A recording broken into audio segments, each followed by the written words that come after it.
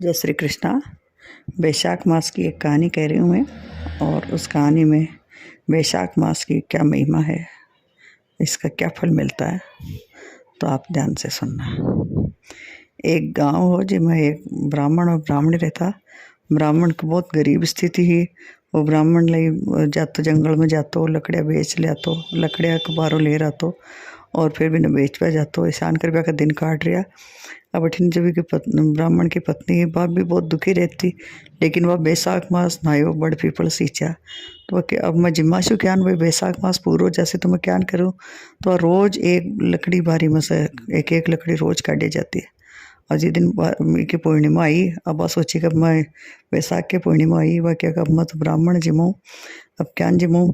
तो वह लेर में जो वह बारी बनाई, एक लकड़ी रोज बारी में से काटी। वह लकड़ी की बारी बना और मैंने लेगी बेच बने।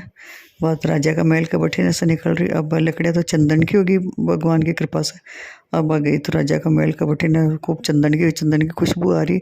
राजा बारे देखो भाई चंदन की लकड़ियाँ कटे है। तो देखो कर रही है, तो ये लुगाई करना है चंदन की लकड़ियाँ तो बारी है कि भाई तू लकड़ियाँ का कई मोल ले सी। तो वो कई कौन चाह मार तो भाई 5 ब्राह्मण जिम्मा दूँ मैं, बस मार तो इतरो ही चाहे, इतरो सामान चाहे और कहीं नहीं चाह मारा। तो राजा जी की बात ठीक है। मैं नौकर ने आज्ञा दे दी कि भाई थे जाओ और एक 5 ब्राह्मण जी बाजे तो सामान के घर डाल दो, और अब जो लकड़े की बारी है बाटे रख दो।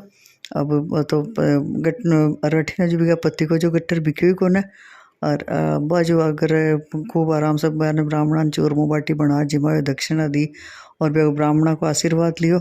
और ब्राह्मणों का आशीर्वाद इसे हुआ कि वह झोपड़ी मेल में बदल गई, और रसोई में 36 तरह का पकवान तैयार हो गया। अब वो पति आपको गट्ठर बेच आयो तो झोपड़ी दिखी को नहीं बैठा। तो पड़ोसों पूछो, पड़ोसन बोली कि तू तो लकड़ियाँ बेच तो रह गयो, और थारी पत्नी जो स्नान ध्यान पूजा पाठ करती, ब्राह्मण जिमाती और बड़ पीपल सींचती, खूब करती वह तो। फिर वह पत्नी सुन ली, वह बाहर आई तो बोली तो आपनो ही घर है, गुस्सा को बोल तू चोरी करी डाको डाली कि कई करी तू जो तार घर नेत्रो दान आ गयो।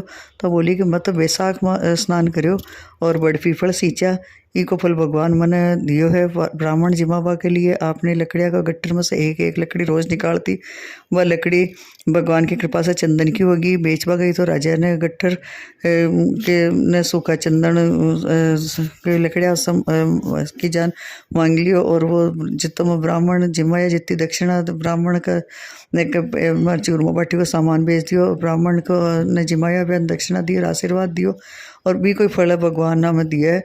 तब वे तसल्ली आई और दोनों पति पत्नी साथ में भोजन करया। मेला में रेबा लागे हे भगवान, जान भी पति पत्नी का भंडार भरया, बयान सबका भंडार भर जे भगवान, घटती हो तो पूरी कर जे।